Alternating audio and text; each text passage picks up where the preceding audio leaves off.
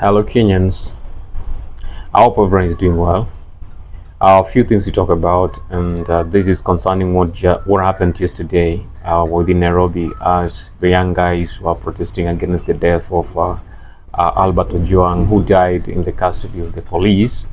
It's a mysterious occurrences that we don't have answers, and we're all looking for answers on the same. So yesterday, young guys went on the street. Gen Z went on the street, and I don't believe if they were just Gen Zs alone. The Kenyans went to the street and they were demanding for justice for the death of Ojwang. So during that moment, things did happen, things that people never expected would happen. Awkward things did happen. First of all, I want to mention the issue of the goons that were on the street.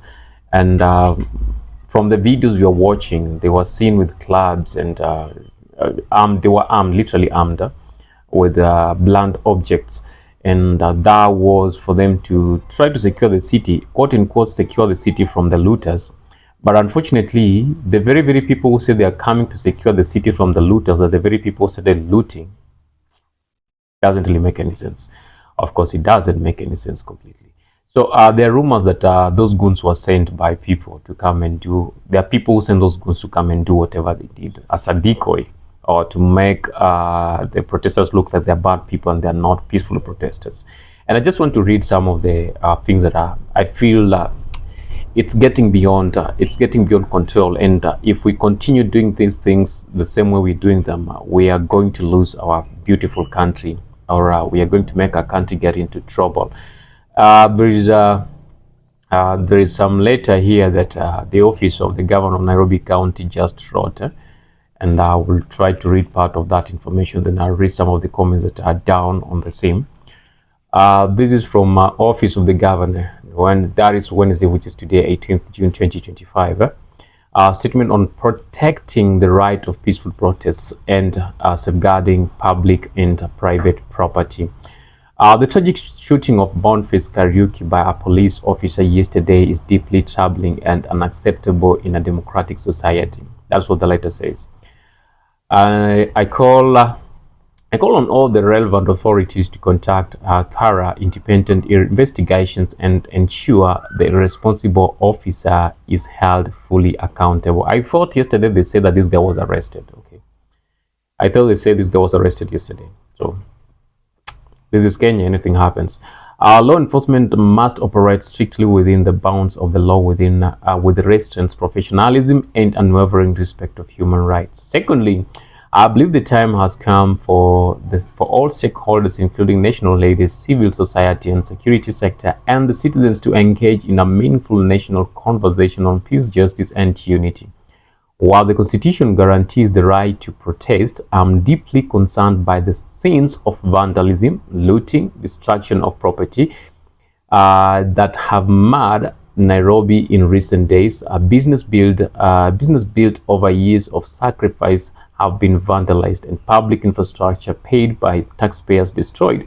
I urge all Kenyans, especially our young people, to reject violence and criminal behaviors. Do not allow yourself to be misused by individuals who exploit lawful, peaceful demonstrations to commit illegal acts. Already, Nairobi has suffered losses estimated in the billions.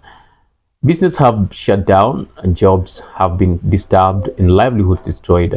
These are criminal actions punishable by the law and must be condemned by every peace-loving citizen.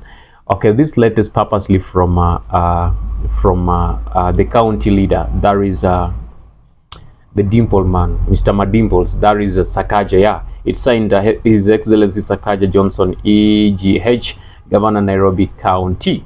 So that is the letter that is posted on his Facebook account, and immediately BABU OWINO took it over and he said, "You're an idiot.